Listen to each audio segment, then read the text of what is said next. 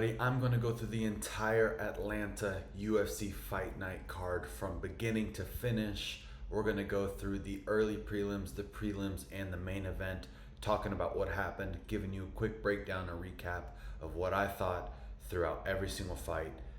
First of all, this card was a fucking weird one, man. There was some highlights, there were some KOs, and then there were some dull moments and some sleeper type of fights where it was really just a fucking snooze fest.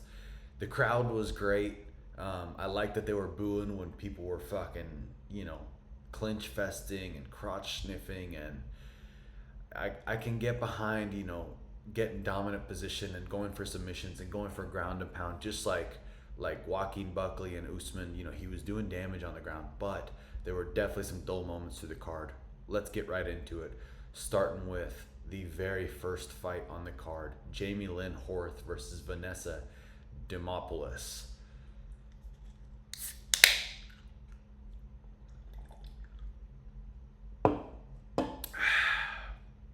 Yeah, man.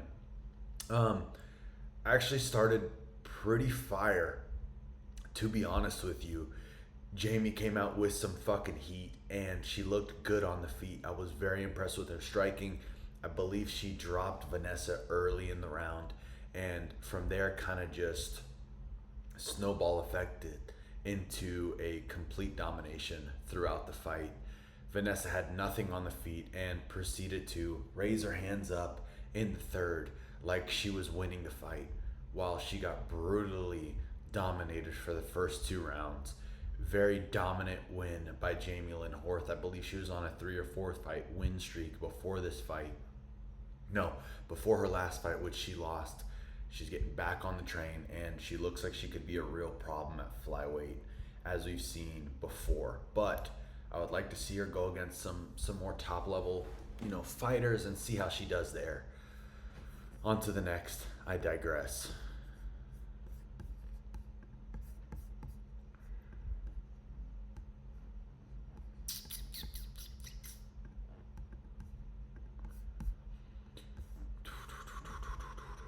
It is 2 a.m. my time right now.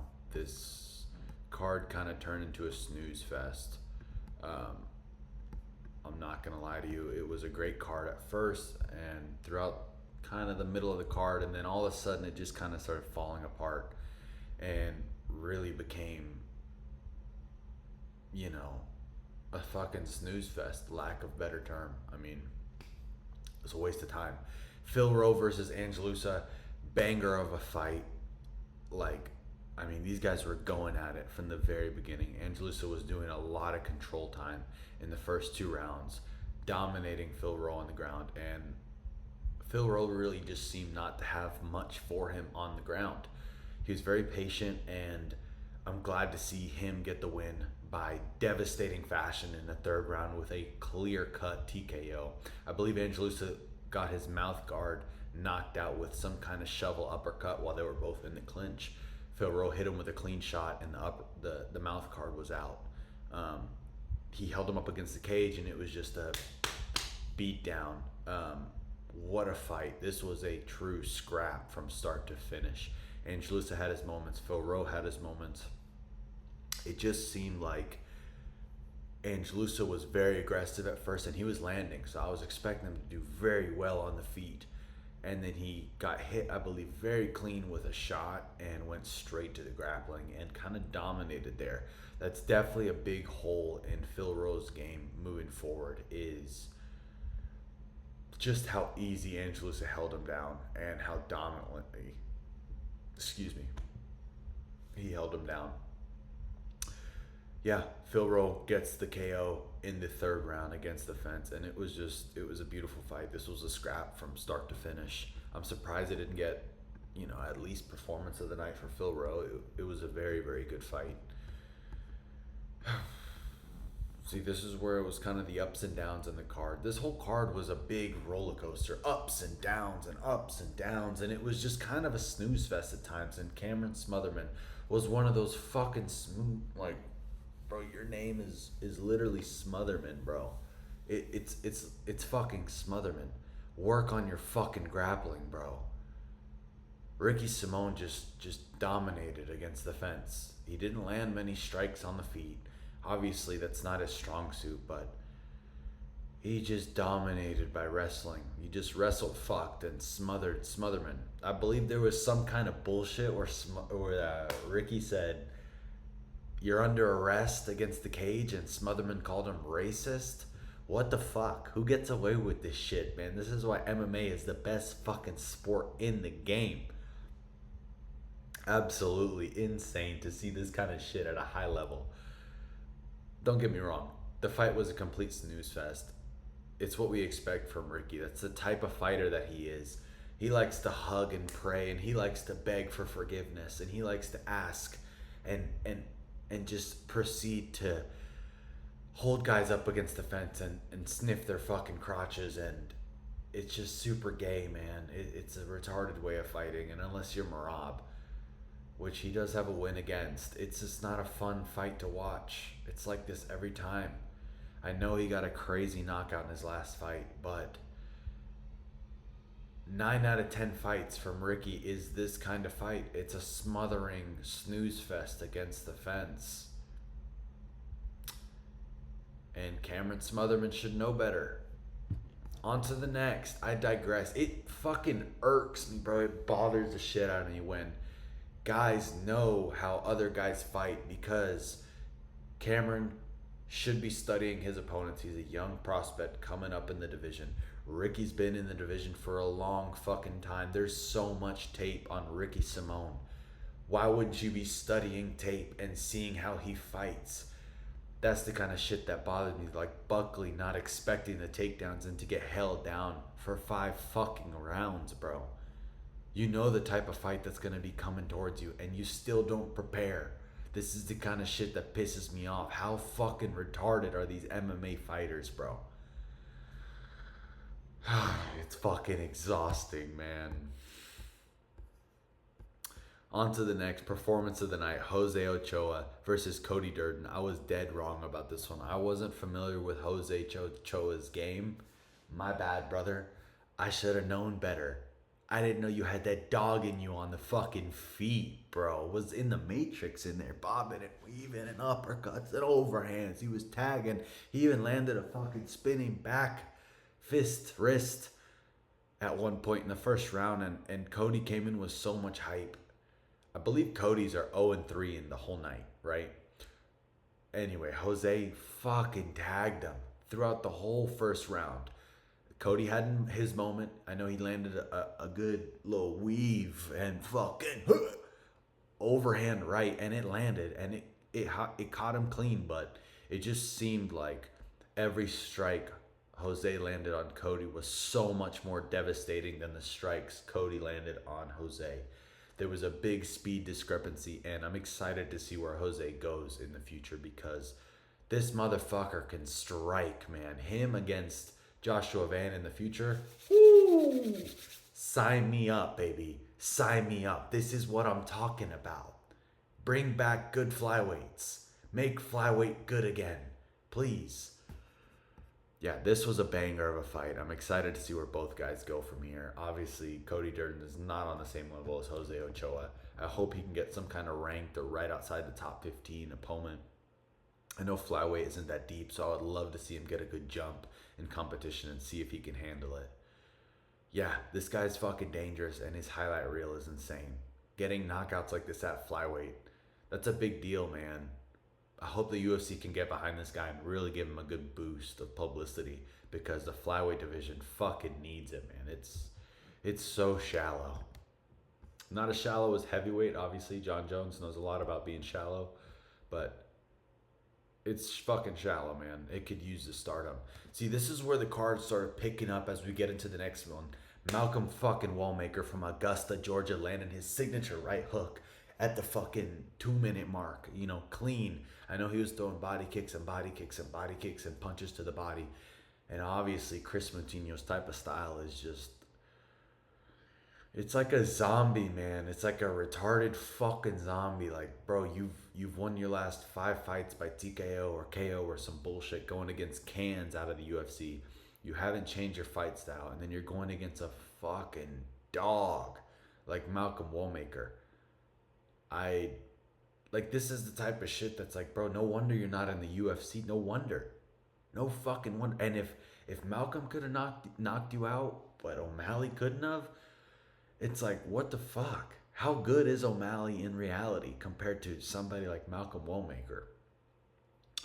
Obviously, there was a couple holes in the game and some moments where Chris was like grabbing him in the clinch, and it seemed like Malcolm didn't really know what he was doing. Obviously, we didn't see the end of that, but his game plan was Massimo fucking perfection. Right hook, right on the fucking, like, it was like right here, and it just shut Chris's lights off, bro.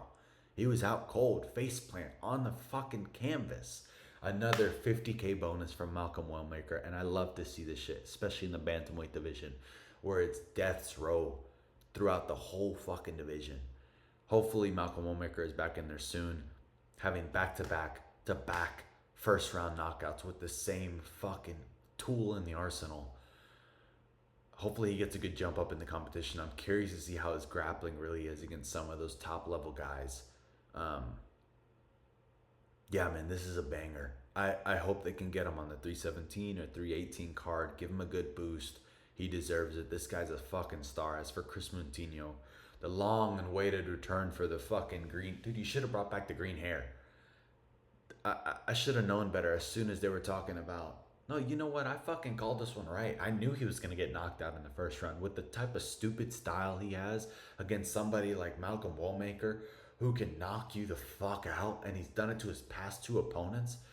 You think a zombie stupid fucking style walking forward with your hands down eating shots is gonna beat Malcolm Womaker? Get the fuck out of here, bro. Go back to the PFL. The fuck out of here. Enough said. This shit pisses me off. This is the kind of shit that's like, are you retarded? Why would you go into this fight with the same zombies type of style if you know this guy hits like that and he's knocking people into a different fucking realm, bro? Oh, fucking, they're retarded. They gotta be retarded. I digress. On to the next. It's 2 a.m. my time. This is the type of shit that pisses me off. Don't get me wrong, I'm hyped for Malcolm Womaker, a Georgia fucking relative, or a Georgia local, just like myself. I love to see that shit. But for Chris Moutinho, what the fuck was the game plan, bro? What the fuck was the game? And for, I'm not even going to get into the main event. We'll get there in a second. Court McGee versus Michael Chiesa. This is where the card started to take a fucking piss break anybody. Let me go to the fucking store, grab a pack of smokes, and come back. You know, everyone go chop it up out back. Serve yourself a little plate while this fight's going on in the background. Throwing invisible 1-2s, and it's basically a fucking sparring match in there, okay? I really feel like the UFC has paid the favor back to Michael Chiesa for not charging McGregor for the chair and the bus incident and the injuries and all that shit. I really feel like the UFC has been giving him back easy fights, going against somebody like Court McGee, who's in his 40s, who doesn't throw shots to hurt anybody. Michael Chiesa had this one in the bag with his eyes fucking closed, and it disappoints me to not see him go for the fucking finish. What are we doing? Why are you not going for the finish? Why are you not throwing strikes to hurt somebody? Get the fuck out of it. Go back to the panel, bro. Go back to the fucking panel. If you're not going to throw strikes to finish, what are you doing? Why are you in the UFC? This is the type of shit. It pisses me off, bro. Why are you in the UFC? What are you doing? 1-2 pepper move. What are we doing? You are here to finish your fights.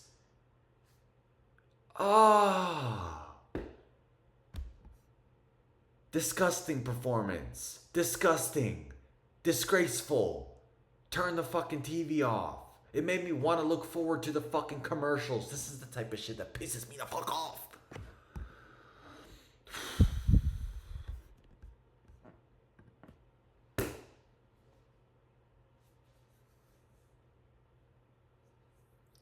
Give me a fucking break, man. Rodolfo Bellato coming in with the flop of the century. I mean, he outperformed Sterling, fucking Aljo against Jan with this bullshit KO. I understand Paul Craig, that was an illegal strike, you know. Let's not even get into that right now. What the fuck was the game plan, bro?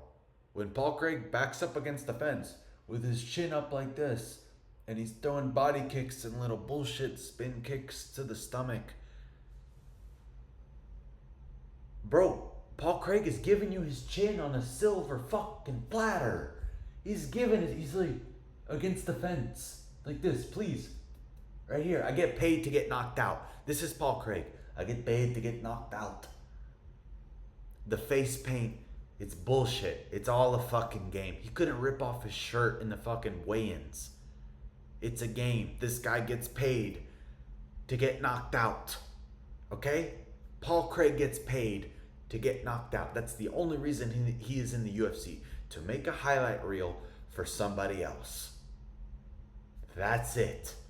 The guy is ass. He pulls guard and he's 6'4".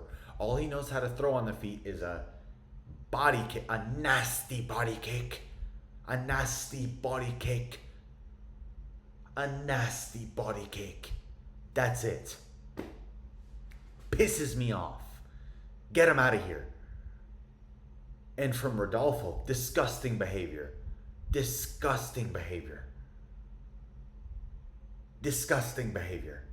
Why don't you go for the fucking... Paul Craig has nothing on the feet. Paul Craig was tacking him. He was hitting him with little bullshit hooks. Get them both out of the UFC. Both of them. Out of here. And then the flop and the fake knockout and then the bullshit of getting up and grabbing the ref and... What the fuck are we doing? What the fuck are we doing? What are we doing? We're playing dress up now? What is this, the WW fucking E? Get him out of here. Send him, ship him off.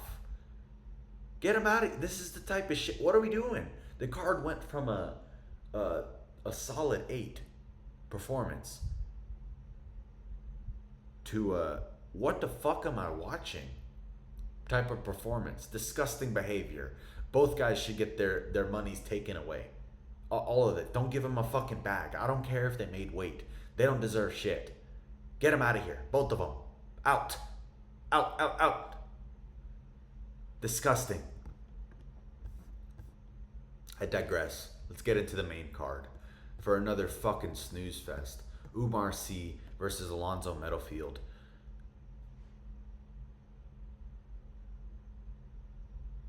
What the fuck? Again, what was the game plan? Sit back and throw 1-2s in the air? Are you retarded? Against somebody like Alonzo Meadowfield who gasses out after the first 5 minutes. Why wouldn't you try wrestling and gas him out quicker? You're a massive guy for the division. Alonzo Meadowfield has no fighter IQ. This is the type of shit that pisses me off, that I'm like, man, if these guys had this many brain cells, they would become a fucking world champion. But the problem is most of these guys are fucking... We're paying to watch autistic people fight. And this is one of the most... This is one of the least fighter IQ fights I've ever seen in my life. Disgusting behavior from both guys. Alonzo Meadowfield, I expected it. At least I know the type of fighter he is. Umar C, you're better than this, bro. I'm disappointed in your performance. You've shown to be highly skilled. What the fuck were you doing in there? What the fuck? What was that? Disgusting. Not going for any takedowns until the very end. And then you're not even going for the takedown at that fucking point. I'm so pissed off it's 2 a.m. and I feel like it's 5 a.m. right now. Because I'm talking about Umar fucking C screwing up his entire game plan by holding Alonzo Meadowfield against the fucking fence. And then doing nothing with... Doing fuck all with it. Get the fuck out of here, bro. What is this? Must Ministries, bro? You think we're just handing out wins for crotch sniffing? No. If your name doesn't end in an OV or an EV, if you're not a Magomedov Dishdvalv, Get the fuck out of here. You can't be doing that type of shit. It just doesn't work. Especially at light heavyweight. It doesn't fucking work. You get paid to knock motherfuckers out or outclass them over 3 fucking rounds. Is that so hard? I guess so. Because both you guys are gassed out in the 3rd fucking round. What the fuck?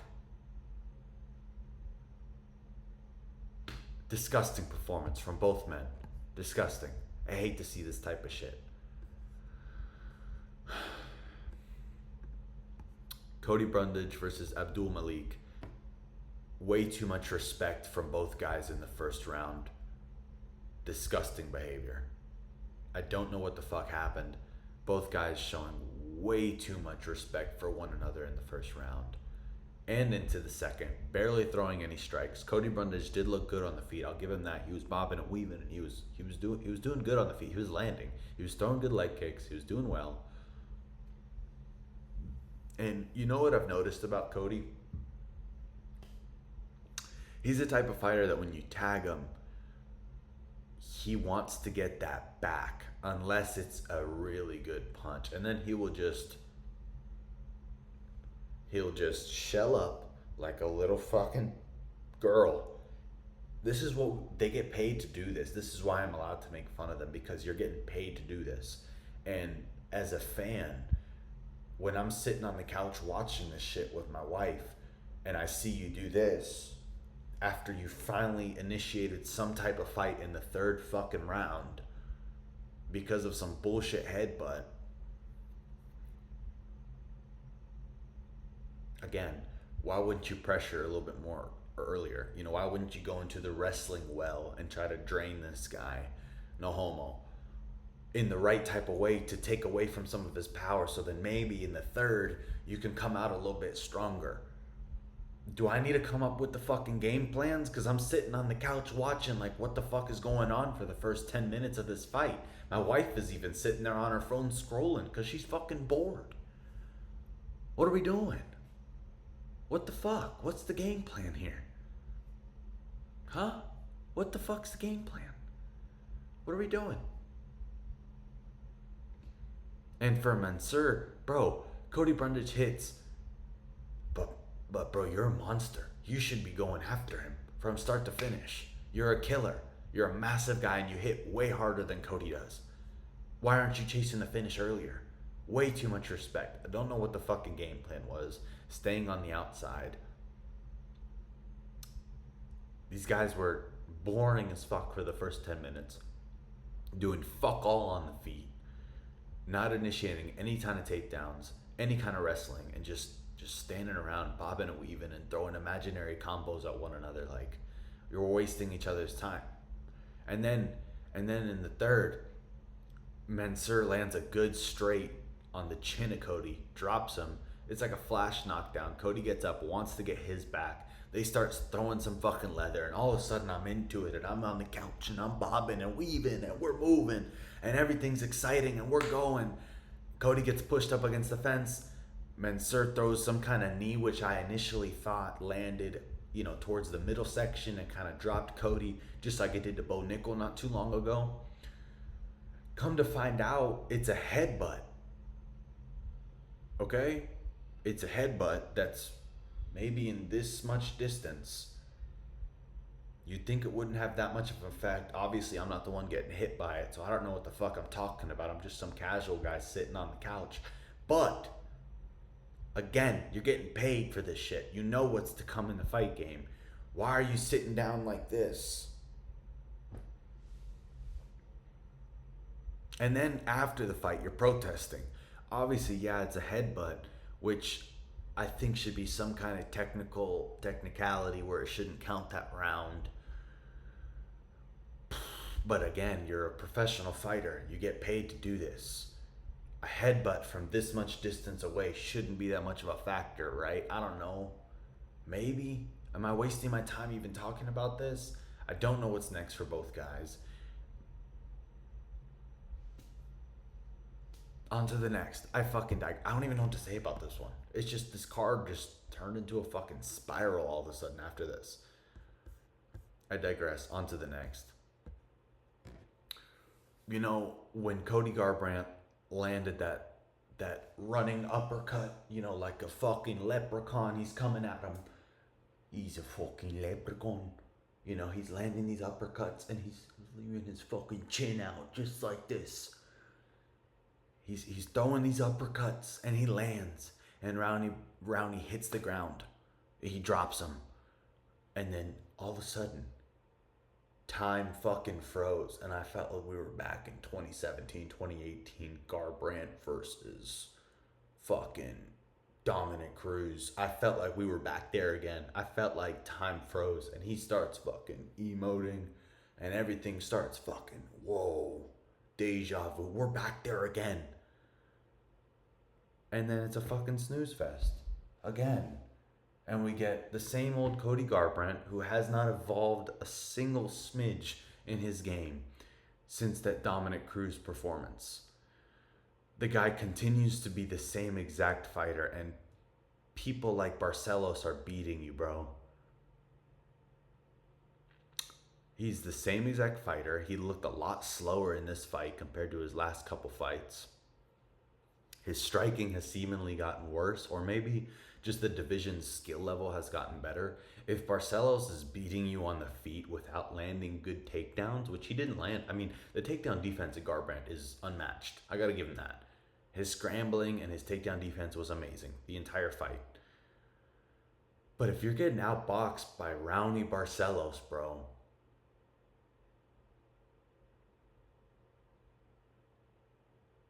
what are you doing? This is your suit. You're the striker. You are the matrix striker of the bantamweight division, bro. You're the guy. You used to be the guy, and he's. What bothers me is he takes so much time in between his fights. He's all of a sudden healthy, but he comes back as the same fucking fighter. Dude, you've been the same guy for years now. You haven't evolved your game at all. Like, he just looks like he's the same fighter again. And for somebody like Barcelos, who's actually shown some improvement in his striking, bobbing and weaving and getting out of the way of strikes and doing better on the feet, you know, I don't know if I give credit to Rowney for his striking or if it's more of a snooze fest from Cody, who's just the same exact fighter he was a couple years ago. The guy has shown no development in his striking. He's shown no development in his head movement.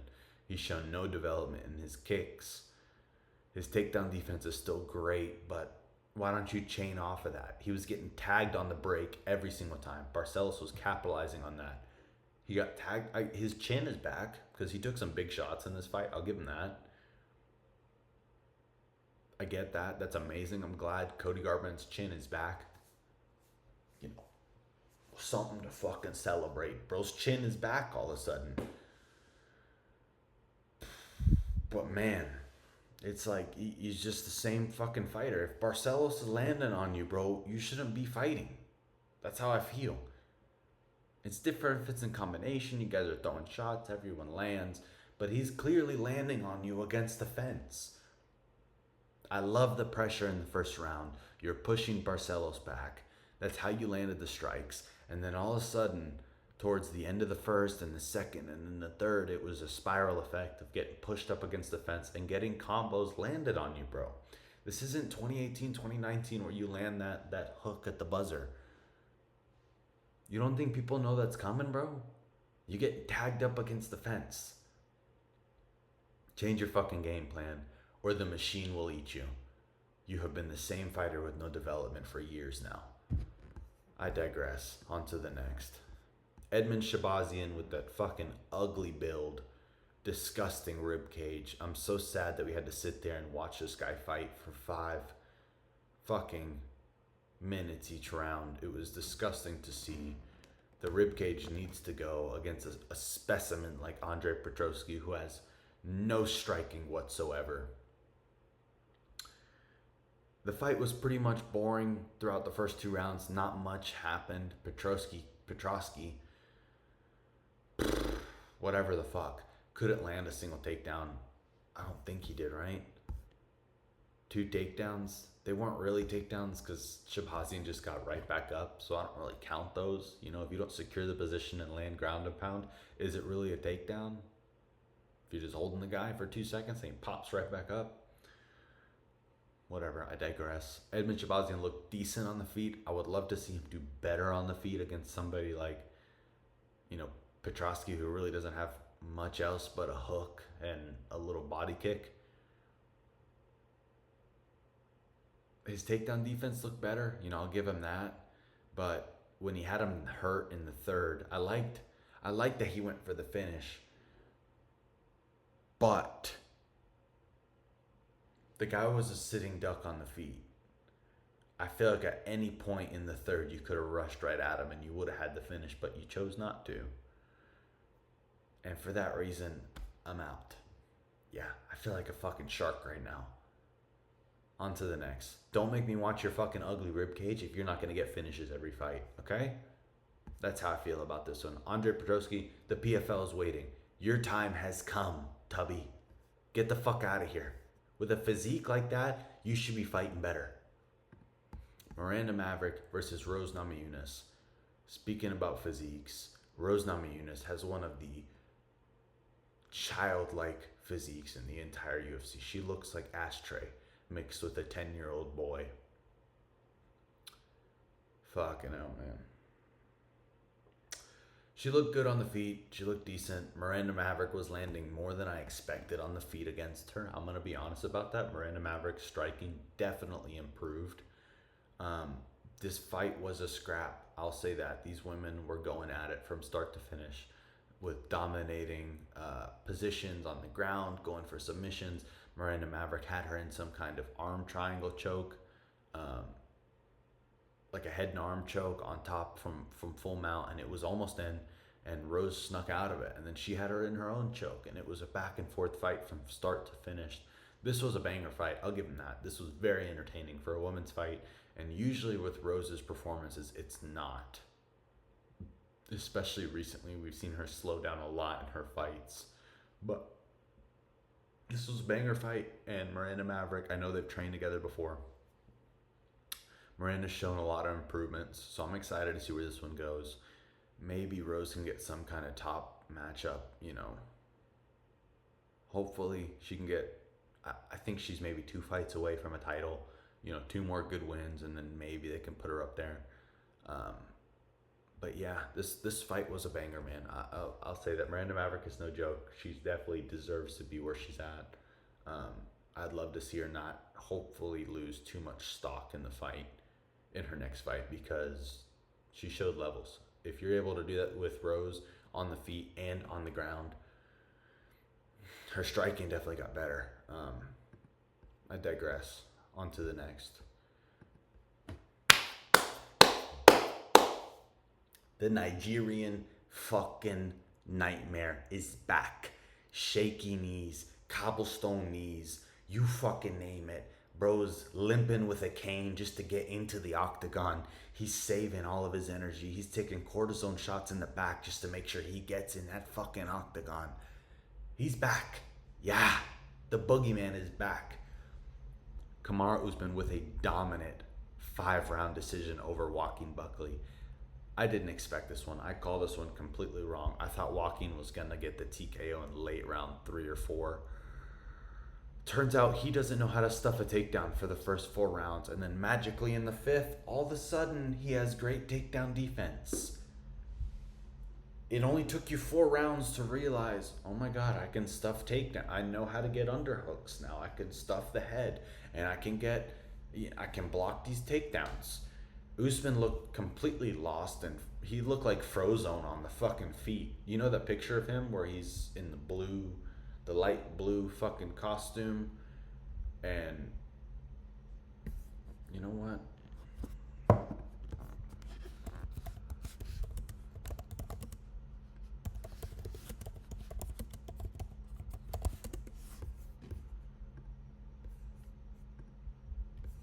Yeah, this one right here. You know when he's in this fucking costume? This is how he looked on the feet against Joaquin Buckley.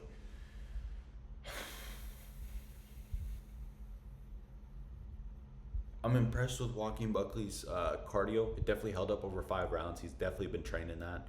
I didn't expect him to be so springy and ready to go in the 5th round, especially after being dominated for 4 rounds on the ground. But fuck, that is a big hole in your game, bro. To be able to be just like manhandled on the ground against the fence and being stuck in that position. I guarantee you Kamaru was watching that Colby fight realizing like, fuck man, if Colby can hold you down against the fence like this, imagine what can happen when I get my hands on you. No homo, pun intended. You know what I fucking mean. The Nigerian Nightmare is back. The Boogeyman is back with those shaky fucking knees and those cobblestone wobbly hobbly. He's in there. His striking was horrendous. He had nothing for walking on the feet. Way too fucking slow. He's literally a sitting duck. If you can stuff the takedowns, Kamaru Usman is there to be finished on the feet. Unfortunately, he just doesn't have the same type of pep in his step. And obviously, he has no fucking cartilage in his knees. He's a sitting duck on the feet. But with the takedowns, I can see why he did so well against Hamzat. Because his wrestling is still there. He still has ways to win, being 48 fucking years old with knees of a 98-year-old. Obviously he's 38, but you know what I'm fucking saying. The guy should be nowhere near stairs. You know, nowhere fucking near stairs. Yeah, Joaquin Buckley all of a sudden knows how to stuff takedowns in the 5th. It seems to me like the guys he's training with don't kind of put him in those positions, but hopefully he can learn his lesson out of this fight and change his ways and work on that big ass hole, because now in a stacked division like welterweight, everyone's gonna see, oh my god, if I can just get walking against the fence on the ground, he doesn't know what the fuck to do, because not once did he even get up. Not only did he get taken down, I mean, Kamaru landed what? 4 takedowns? Basically every takedown he went for in each round. Round 1 he went for 1. Round 2 he went for 1. Round 3 he went for 1. Round 4 he went for, I believe, 2 takedowns. He landed pretty much every takedown he went for in the first 4 rounds. He was 4 for 5, I believe, and then in the 5th, obviously he got stuffed a bunch.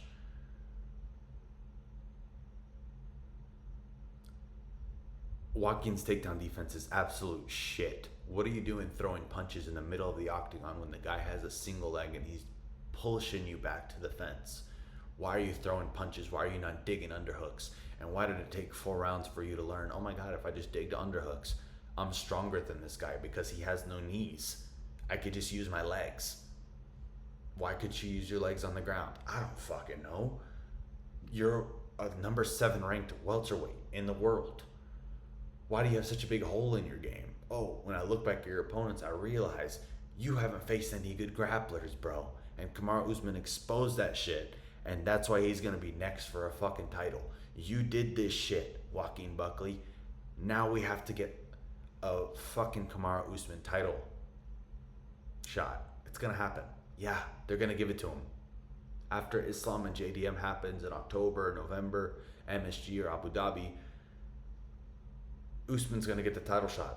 Yeah, they're just gonna give it to him. He's too big of a fucking star. And unfortunately, we have to sit through it.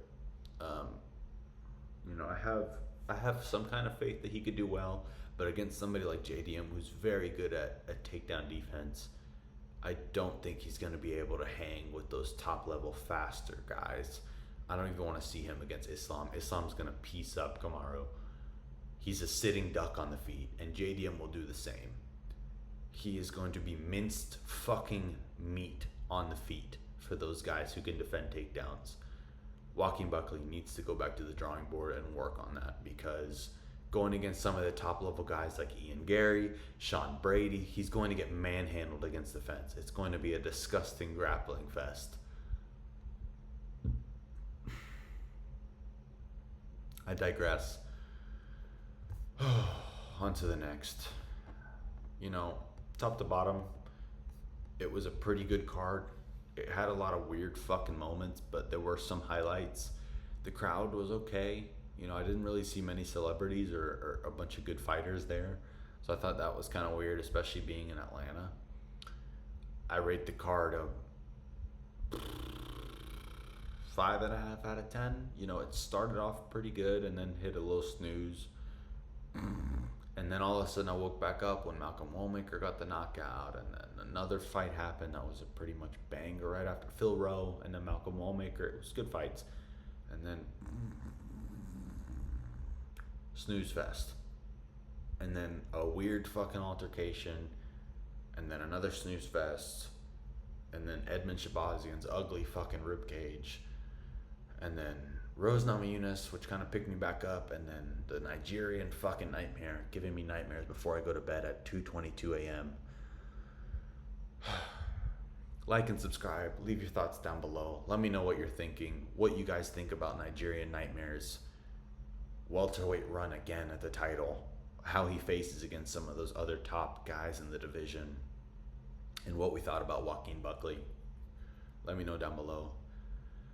I digress. On to the next. I'll be back with a Baku card prediction and breakdown of what I think is going to happen on those fights. Till next time.